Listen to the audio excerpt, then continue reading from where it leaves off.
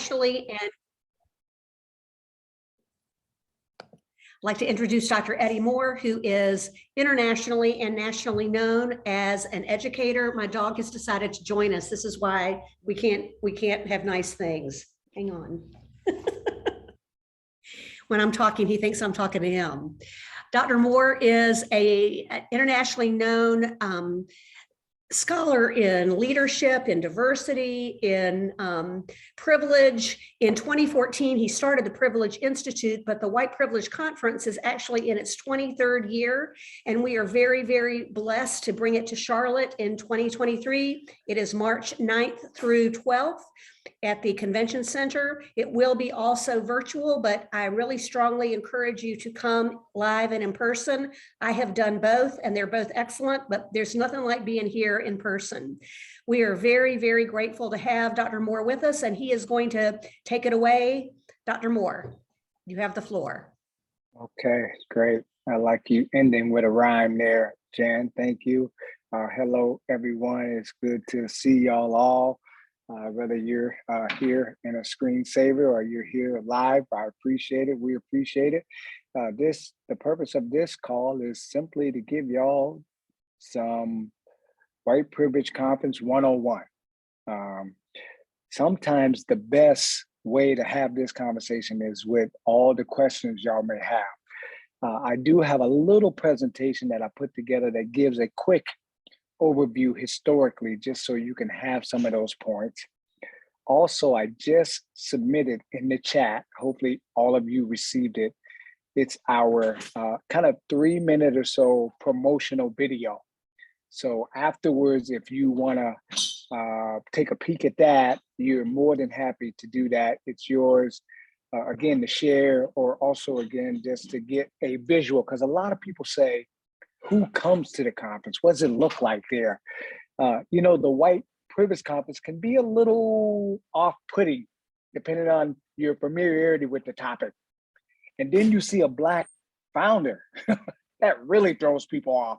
So we created the promo video really so people can get a sense of what that multicultural, cross-generational space looks like when people are gathering at the White Privilege Conference. So please take a peek at that video in your own time. And if you got additional questions after this, I'll also put some of my contact information. Actually, it should be in the presentation. So please feel free to contact me afterwards. Okay, let's give y'all just a little trip down when you're working with young people. You gotta have a little music in there. You know, they love that. They love a little music with the presentation. So not that y'all aren't appreciative of the music. I don't want to say it in that way, but that's what you hear there when it's coming on right now, because usually we play that and then we have a little music playing in the background. So let me see if I can get this full screen. All right, Jan, give me 2 thumbs up. You see that okay?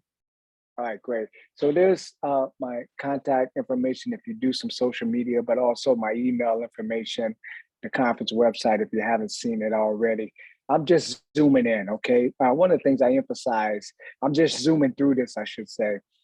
So one of the things I do emphasize though is the conference, as I mentioned, the name of the conference sometimes presents a little challenge for folks to even hear that name. And as Jan mentioned, I've been doing this. The conference was founded, the first planning for the conference started in 1999. The first conference was in 2000. So you can imagine the looks, the hesitation, the pushback. I mean, we've seen it all. I've heard it all. And so one of the most common pushback that we get is, why do you call it the White Privilege Conference?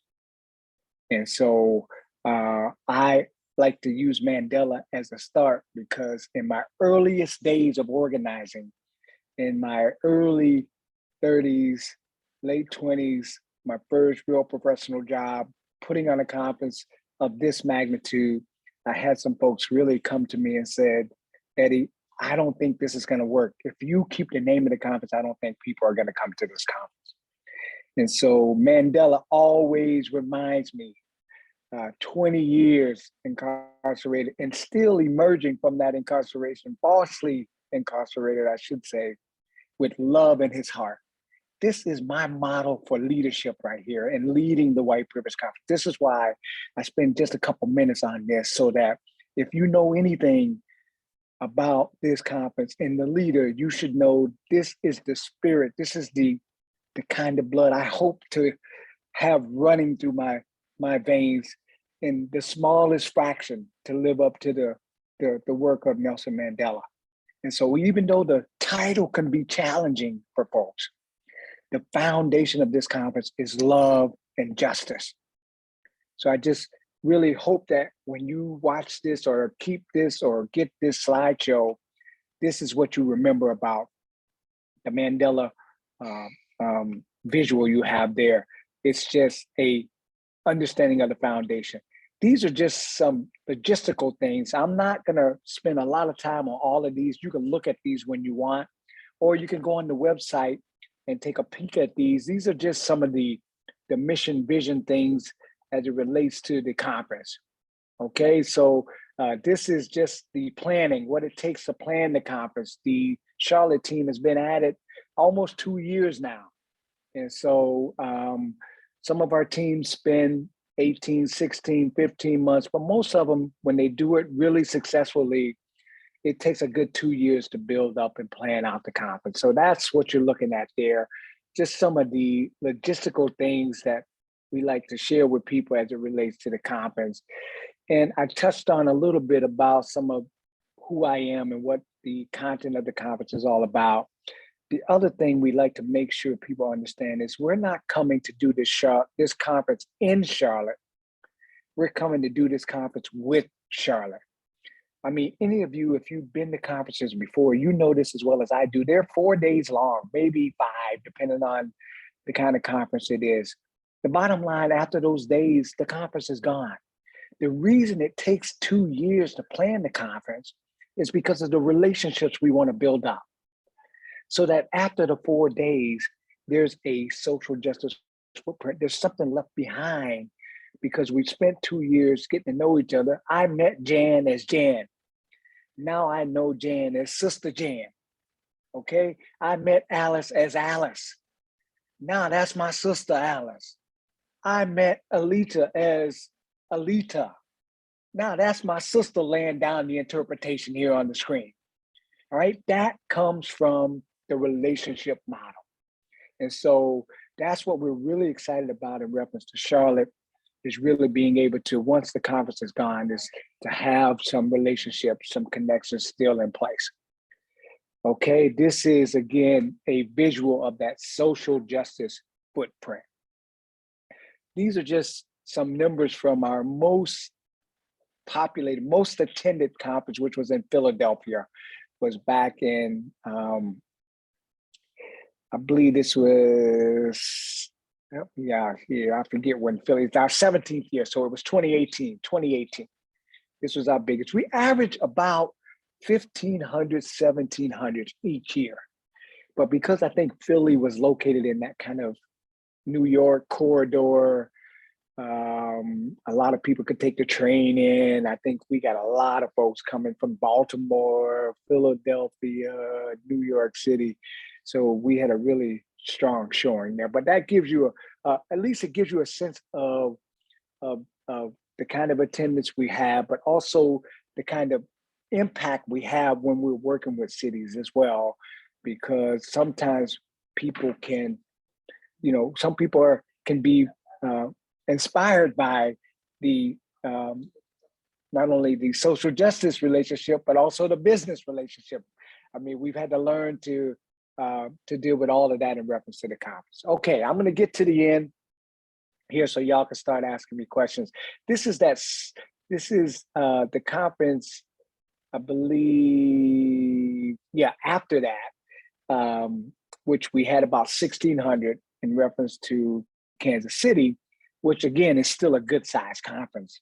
But this begins to give you a sense of the number of presenters, where they came from, Again, that video in here will give you a little better sense. This is a little small, but I'm zooming in just so you can see what this is showing you here is where we went, where we've been, what the theme has been, because every year our city changes, the theme changes. So you'll get a chance to look at that timeline. These are some of the speakers, okay? These are some of the people who have spoken at the conference. Our first year, WPC 1, we got about 150 or so people that came. WPC 2, you can see here, we had Dr. Cornel West come to the conference. That took us to about 350. Just his name and some of the other folks actually who are good folks, still family in reference to their relationship with the conference. That we've been building on ever since. So you can see some of the years, and I think we have some updated versions of this because this stops at 17, but at least that gives you a sense. This is the map. Close your eyes, close your eyes. Actually, I'm gonna zoom out of this because when I do it this way, these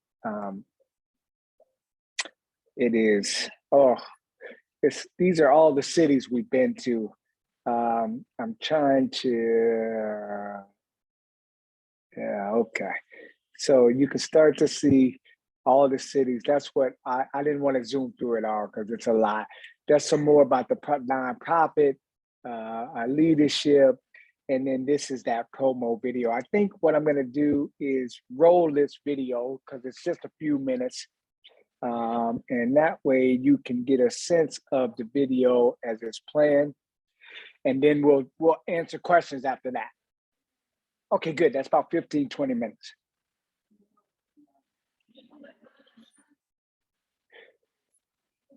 Oh, sugar.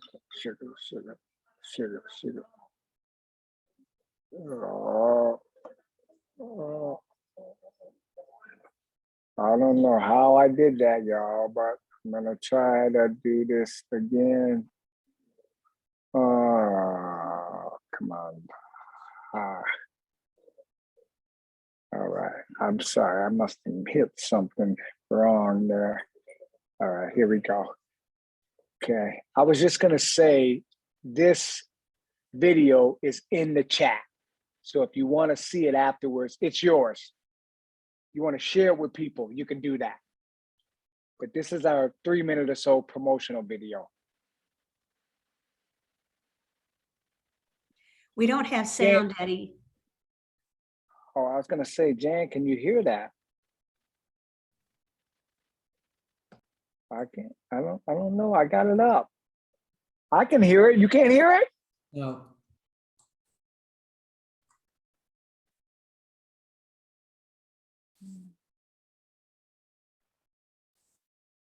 Oh, I'm sorry then, I thought, you can't hear that, Jan. I can't hear it. If somebody in No the one chat, else can hear it? if you can hear it, let me know in the chat. Nobody can hear it. Hear it. Okay, I don't know what's going on there. Let's try this. All right, I definitely wanted y'all to know Eddie, it's in the. Eddie, turn on the sound before you start the video. See if that works. All right, I'm just gonna. What I'm gonna do here is I'm just gonna go to stop share. That's what I'm gonna do. I'm gonna stop share just because this might be a smarter move on my part. All right, let's try it from here. Can you hear that? Jan? No, Can't hear that. no. Wow. Okay, somebody in the chat says, I can't if you enter it on the link on the computer, you can hear it fine. It says you have to stop sharing and then share again by clicking share sound. Oh, look at you over there, whoever you are. Appreciate that. That is the brilliant Shannon Johnson. Okay. Shannon, you are way above my pay grade there. Advanced sharing options, only hold. Okay. Shannon, maybe you can just click on your link and share it. I don't know if it's because it's pinned. I've never had a problem showing a video, so I didn't know it's at the top of the chat. Shannon, I don't know when you came in, but I'm not so sure here. All right, let me do that. I'll do that. I see that message. There it is. All right, there it is again. Shannon, you gonna try it? We have to make Oh, Shannon a you gonna co-host, be I think. a host. Yeah, I can't. I've never had that happen before to my settings. Oh, you know what it is? Okay, I know what it is. I know what it is. I know what it is. All right, y'all ready? All right, I got it, Shannon. I think I know what it is. Okay, I know what it is. All right, you ready? Can you hear me, Jan? Can you hear me? All right, let me try this, Shannon. I think I know what it is.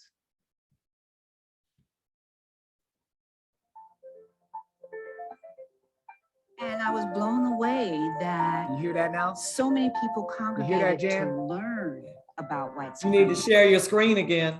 But we can't see it, Eddie. Something quite like that. Okay. I like being at a conference where all the white people know that we're at their point.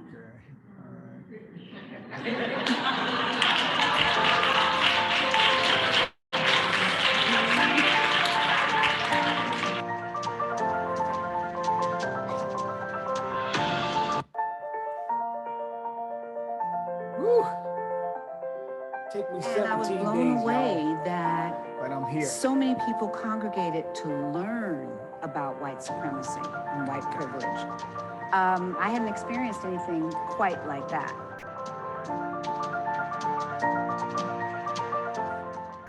I like being at a conference where all the white people know that we're at their point.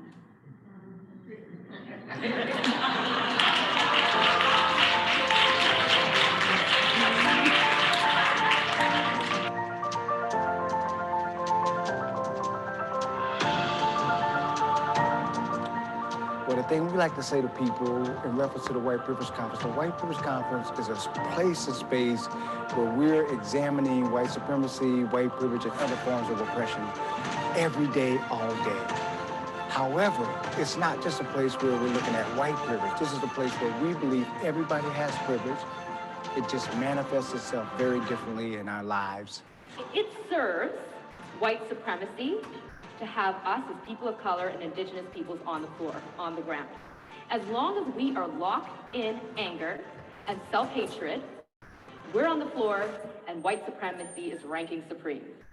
I can say I love and care about Kissing Native folks in my life, but if I haven't done the work here, I will never be able to authentically step into embodied relationships with folks. And Native folks and folks of color, at least young people in schools that I've worked in, they don't navigate schools by what white teachers say. They navigate schools by, does this feel safe to me?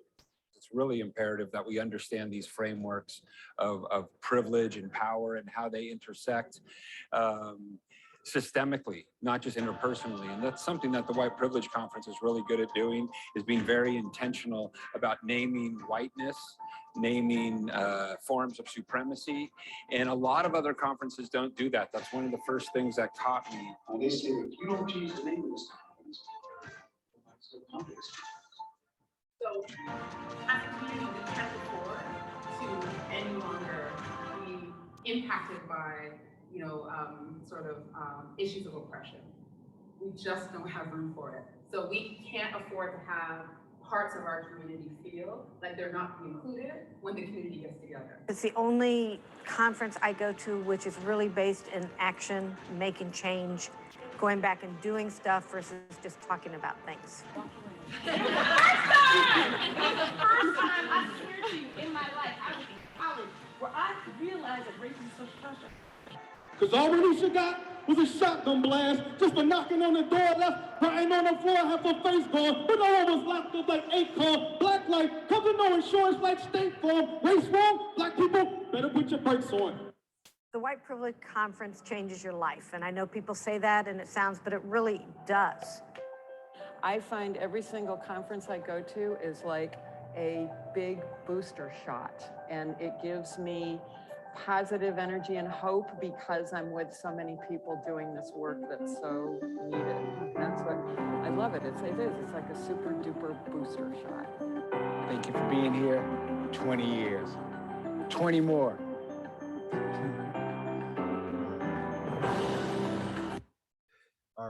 All right. Let me go ahead and stop the share now. Okay, y'all have seen. So Eddie, we've got, Function I can manufacture here today. So yes, Jan, sorry. that's okay, excuse me. We've got some questions that are coming up in the chat. I'm going to ask Tamara if she would mind reading a couple and you can answer away.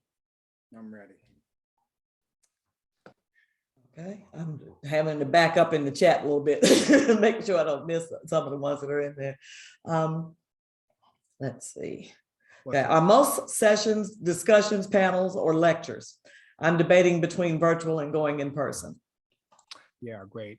We're not big panel conference kind of folks. So most sessions are workshop sessions.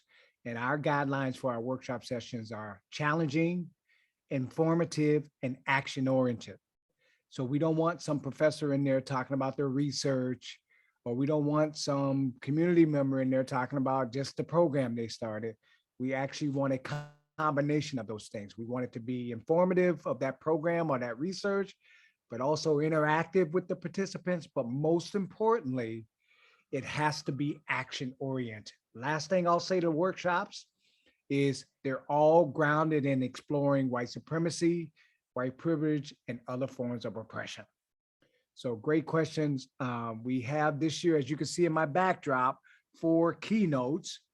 Bree Newsom on Wednesday night, Dr. Kenyatta on Thursday, Dr. Drumright on Friday, and then Resma will close us out on Saturday. And then through the rest of the day, we have those workshop sessions. They're 90 minutes long. The workshop sessions are 90 minutes. We feel like that gives a good amount of time for that interaction, question and answer information piece. So that's a little bit about the workshops. We do have panels. There's no doubt that we've had panels. We do have panels in some of those sessions, but the key with the panels is we want people sharing the mic. We don't want somebody dominating the space. So making sure before we admit a panel that there's some real understanding on what a panel discussion is all about. So great question.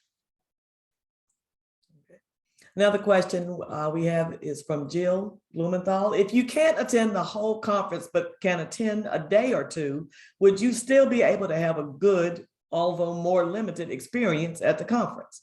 I have mixed emotions. Great question. We usually ask people to share a registration. We don't often have that happen, but sometimes at schools or businesses, one employee can't come the full 3 days. So somebody comes on Thursday, Friday, and then somebody may come on Saturday. And we agree to allow that to happen, but they must agree to at least meet together after that and share each other's experience. But to speak to that question exactly, I think the conference experience is hard to get in its totality in 1 or 2 days. In fact, sometimes it's hard to get even in the first year, just because for a lot of people, this is often the first conference they've attended called the White Privilege Conference, especially over this amount of days and this kind of intensity. So sometimes I tell colleges, universities, but colleagues of mine, if you're going to come to the conference, plan on trying to come 2 years in a row so you can really get a sense of it.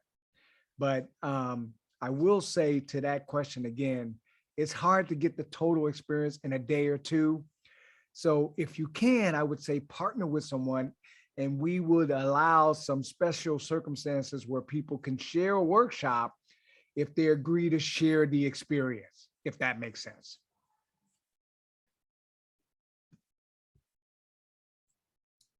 Let's see, I see one from David Harris that says, what is the Wednesday Institute about? Is it okay to attend this as a standalone event?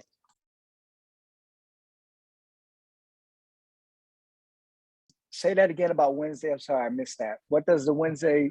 It said, what is the Wednesday Institute about? And is Okay. it okay to attend just as a standalone event? Yes, yes, yes. So Wednesday is really about busy people and local people. So we designed the one-day institutes because we know people can't take 3 days off all the time. And we know, especially in the educational arena, the administrators sometimes, if we can get them for a one-day commitment, that's awesome. So that's really what the Wednesday is designed to do, is really provide a one-day conference experience for professional development. In fact, this year we're designing a institute all day for a corporate audience. We also have our Wednesday all day for middle school kids and high school kids. But yeah, think about Wednesday as a professional development day. You're busy, you love the conference, you love what it's about, but you just can't do it all. So what you're gonna do is do that all day, because that'll give you a taste, a sample, and then maybe you'll sponsor a high school kid that can go for the rest of the days, something like that. But that's the Wednesday. Those are the Wednesday Institutes, and we try to get a good diverse selection of options for folks. And so that's what you have for Wednesday.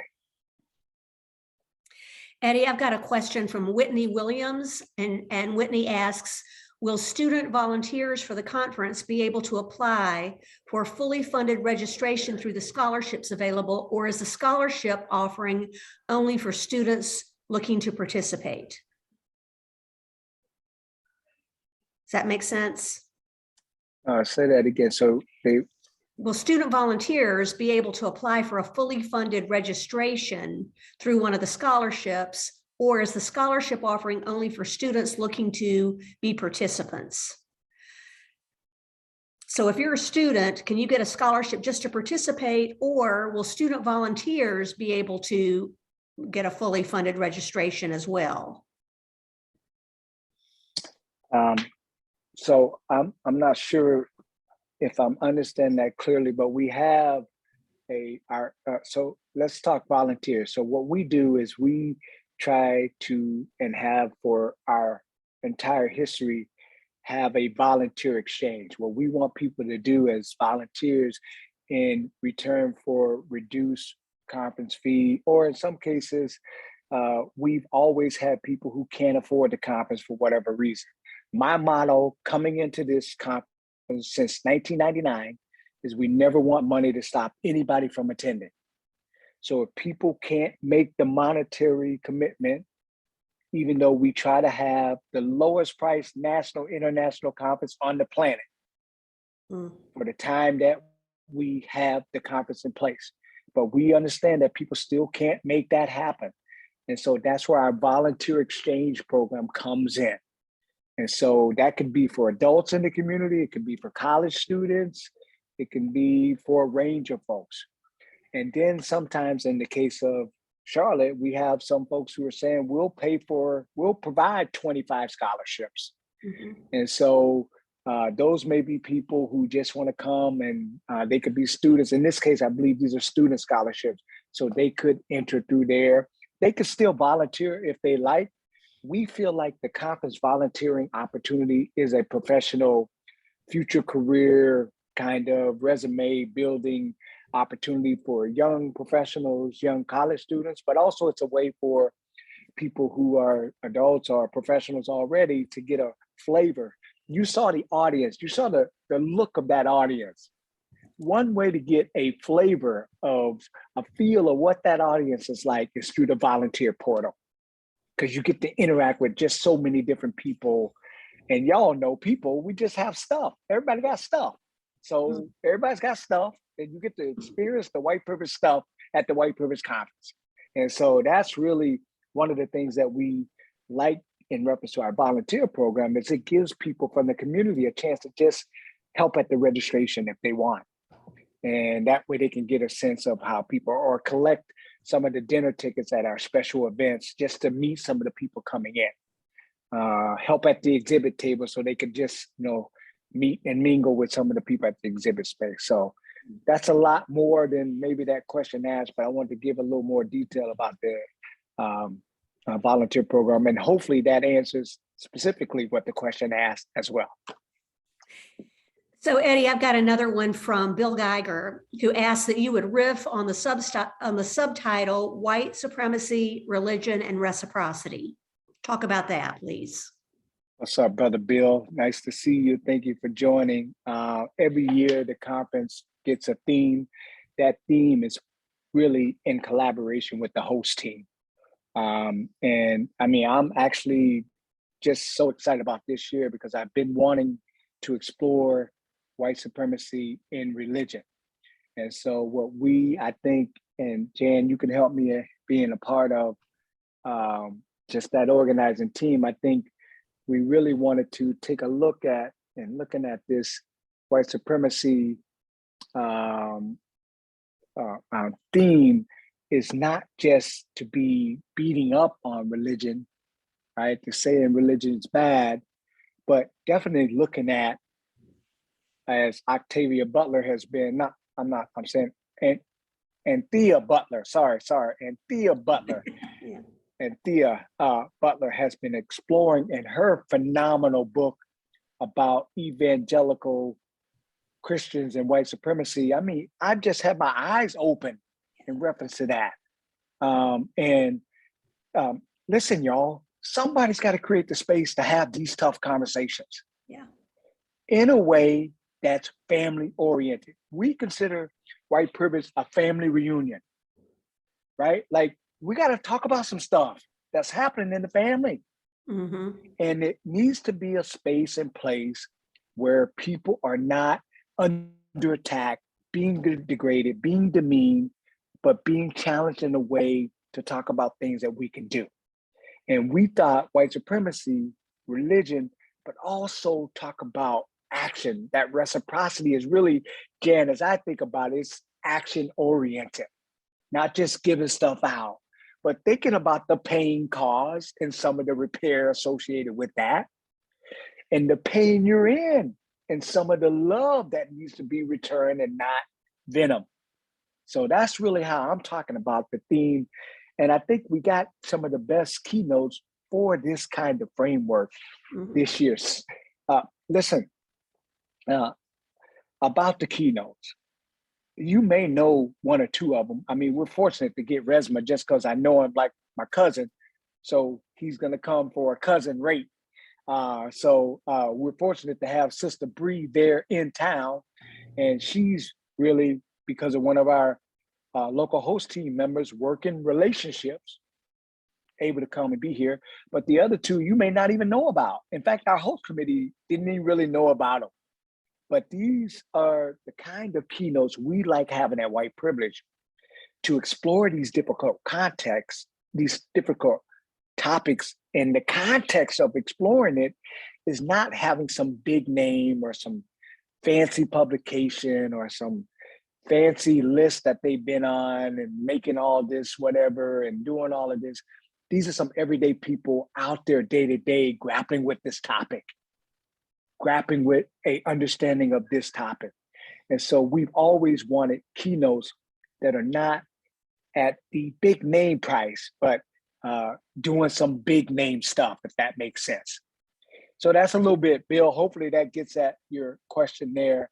We're really excited about it. And wade in the water, Jan might know this, or be able to talk about this a little better than I do, just because she was there with the committee when they were coming up with this, but I loved it. I mean, and if you know the history of this song and Harriet Tubman, I mean, it's just such a powerful way to hold the theme that we're talking about. I will say, I, for one, I used to live in Chicago, and as a part of the staff in Chicago, we were required to go to the White Privilege Conference every year. So I've been to quite a few. And when I first came to Charlotte, I had asked our anti-racism team within the Presbytery of Charlotte if anybody had ever been, and nobody had. And we sent some people. We sent Donna Fair and Aisha Dew, who happens to be Bree Newsom's neighbor. Anyway, that's how we got Bree. if they would go, and they came back and said, we have to do this in Charlotte, especially in the southeast part of the United States, where we're kind of in the Bible Belt, as Dr. Moore has said, we need to have a family discussion on how the white church has perpetuated white supremacy with our sisters and brothers in different faiths and in different contexts. It's just a conversation we have.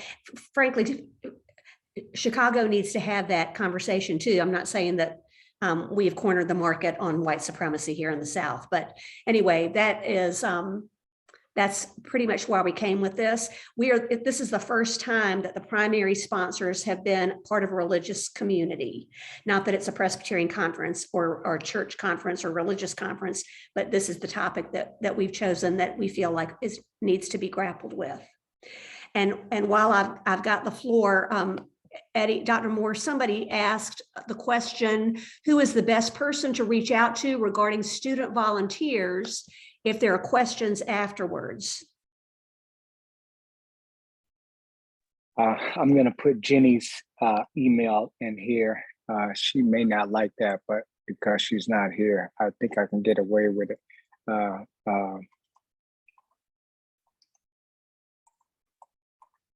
And Jenny can get you some information about that. I'm going to also try, if I can here in a few seconds, just to pull up another link that may have a volunteer form that you can go right to in order to, if you got some folks who want to already know and they want to volunteer, we got the assignments in reference to volunteering, and we also have some ways in which we can, if they want to have some fees off in return for the volunteers, we can make that happen too. So I'll get that in the chat as well. But Jenny would be the person to really start with in reference to any questions WPC related. She is the conference logistics coordinator and takes care of everything related to WPC from start to finish when I'm not around. So hopefully this will be helpful for you. And I think I got it. I think I got it right here. I think I found it. So Jen, I'm gonna put this link in here too. Y'all saw Jenny's. Did I give Jenny's email address to every? Oh, I think I just sent it to Ann. Sorry. Let me send it to everybody. Sorry, Ann. Hi. I just sent it to you at the privilegeinstitute.com. Great. Let me just say this quickly. One of my favorite things about the White Privilege Conference is it's Black owned. It's started by a Black person, ran by a Black person, unapologetically. It's one of the few national, international conferences dealing with even the topic of diversity that's founded in this way. And so what I really appreciated from the Presbytery leading this effort, as Jan said, not just from a religious standpoint or a Presbytery standpoint, but from we want to be a part of the lead host for this conference. That's a community event, a community effort, is their willingness to follow Black leadership. And I just can't emphasize how important that is and has been for the entire time of organizing this event.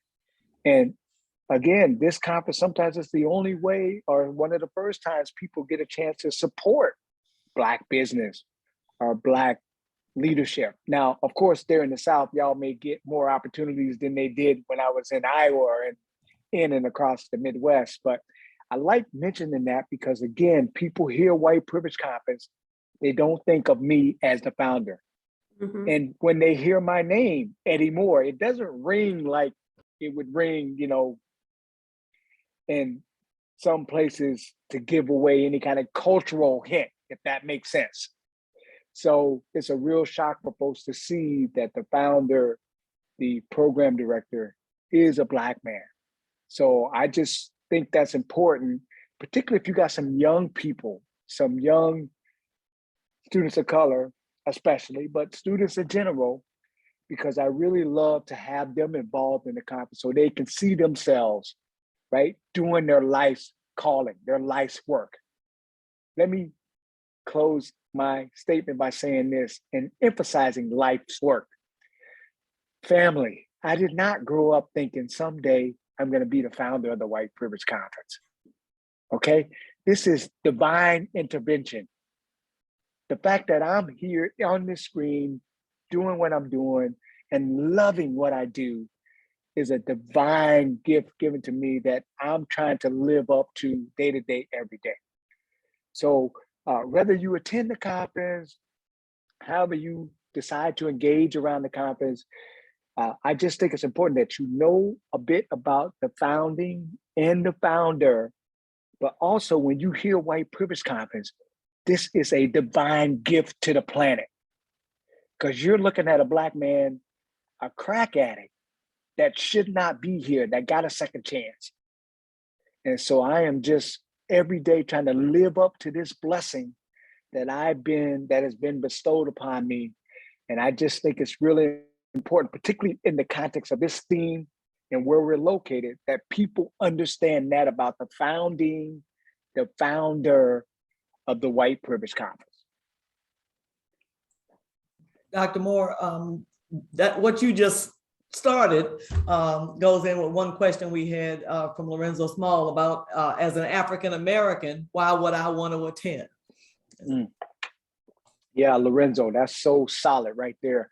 Because again, people think it's for white people. First of all, it's not. It is content-wise helpful information to assist white people in their understanding of whiteness, white supremacy, and how to be co-conspirators, allies in the space and place where we live, particularly here in America, but we do have some global attendance, right? But being an ally and understanding whiteness, white supremacy is really what we're trying to provide white people. For people of color, I often believe that we don't, one, know how to take care of ourselves in reference to white supremacy, or two, have learned a assimilatory framework.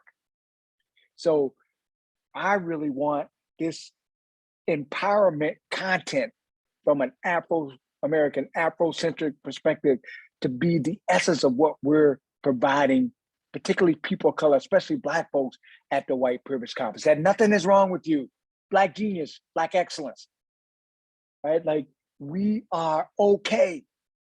And so really having that be an essential part, that when you're at the White Privilege Conference, it's not, as I sometimes get when I'm at diversity conferences, an all-day extraction from me, just draining me dry of diversity advice.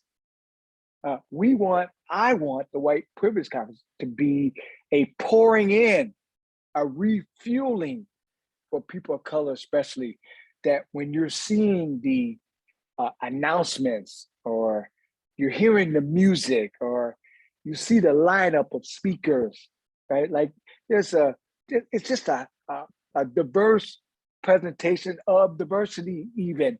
Not that we don't have white keynotes and white presenters, we'll have some of them there, but we do want to send a message that it is Afrocentric foundation in which this conference is built upon. And we want that to be echoed in everything that's in the building day to day, every day.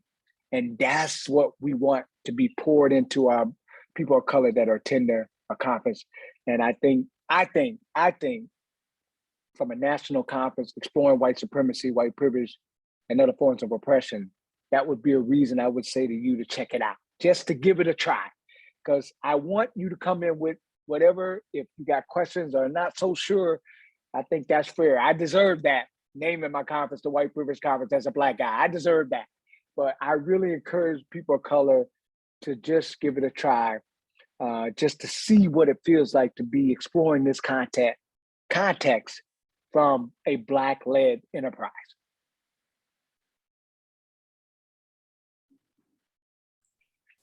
We had one person, Rachel Eldridge, that asked about the COVID protocols, because of, the numbers obviously are still high. I know we're talking about March, but it's not that long from now. Yeah. Yeah, that's such a good question too. Lots of good questions actually. Listen, I tell people I'm treating Dr. Fauci like he my grandpa. Like I'm listening to my grandparents. You know what I'm saying? That cat is family to me. Whatever he say, I'm following it. So number one, in seriousness, we're following CDC protocol, right? In order to attend the WPC, you need to be vaccinated, boosted, and you need to wear a mask. And we're going to have social distancing a part of how the room is set up. We actually just had a couple months ago a 325 or so person event, a pilot of a live, what we call symposium, which is a smaller version of the conference. And we did it, vaccination, boosters, masks, distance. We were able to pull it off and make it happen and have no cases and no reports of any kind of spread. And so we feel really confident that we can do a conference with that CDC precautions in place and have a successful event. And Jenny and I both have attended some conferences in the thousands and watched and been attentive to and been following ways in which people continue to improve this gathering, but also watching the numbers because we don't want to put people in danger, including ourselves. So just as a side note to that, though, we get a lot of resistance to the White Privilege Conference, as you can imagine. And actually, vaccination has been our friend. So we now know from just the people who have resisted what it is we're all about, is they're probably not going to get their vaccination. They're probably not going to be wanting to wear a mask. And so it's actually helped us with the resistance. So we're emphasizing it, dare I say, even more.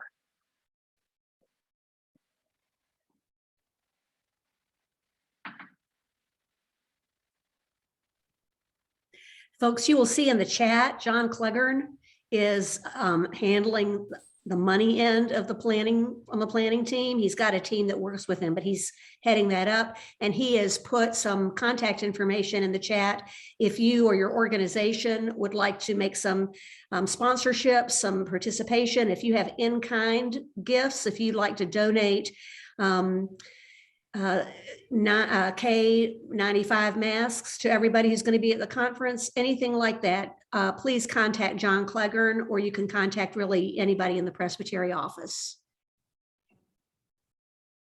It's also possible, I'm seeing this on the chat, at our last planning meeting, I'm not sure that this is fully arranged yet, but we are trying to get testing available at the conference to have somebody set up a booth so you can be tested there as well. I don't know that that's been finalized, but we have very good COVID precautions.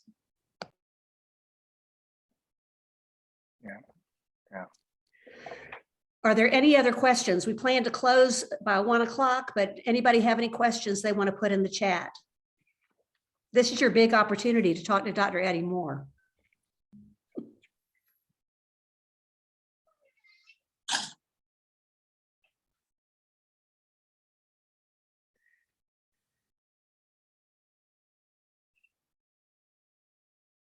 If we don't have any questions, I really want to thank everybody who has come. You can contact, if you look at the Presbytery of Charlotte website, you'll see my contact information, Tamara Williams information, Alice Ridgel's information. We would love to help you get your people to this conference or support this conference in any way. I think it's going to be life-changing. And I'd like to also especially thank Dr. Moore for being with us today. He is a great gift and a mentor, and you will not regret coming to this conference. It is life-changing, but also it is not the kind of conference where you come and you leave smarter and then nothing changes. You come, you get smarter, and then things change. That is the hope. And so any final words from you, Dr. Moore? Yeah, couple quick things. One, I just want to reiterate, reemphasize, we never let money stop people from attending. We really want this conference from the beginning and continue to want it to be accessible to all. Secondly, we believe everybody, as they say where I'm from, got privilege. So it's not just a white privilege expiration. So any of those anti-CRT folks out there spreading whatever they're spreading, that's not the place that we're talking about here at the White Privilege Conference. It's going to be challenging for all of us because we all have privilege. In fact, we believe everybody's got privilege. The question is, what are you doing with it? And so I really want to emphasize that. And lastly, please share the video. We really created it so you can get a visual sense of what it's like at the White Privilege Conference. And I'll reiterate, if I can answer any questions with a smaller group, if you got a group of people you want me to talk to over these next few days leading up to the conference, please don't hesitate to email me, reach out to me, or you can do it through Jan as well. So thank y'all for the time, but those are my last few words. Thank you, Jan. Thank you, everybody, for joining. I'll look forward to seeing y'all in Charlotte. Yes, we're very excited and we just can't wait to see you all here and welcome you to the Queen City. In spite of what, is it Cincinnati that thinks it's the Queen City? What's the other town that thinks it is? Anyway, this is the real Queen City. Yes. You can look it up. Anyway, much love to everybody. Hope to see you March 9th and beyond. Take care. All right, peace, peace. Thank you, Jan. Thank you, Tamara. Thank you, Eddie. Appreciate Eddie, you. I was going to throw in a pitch for NASCAR and I did.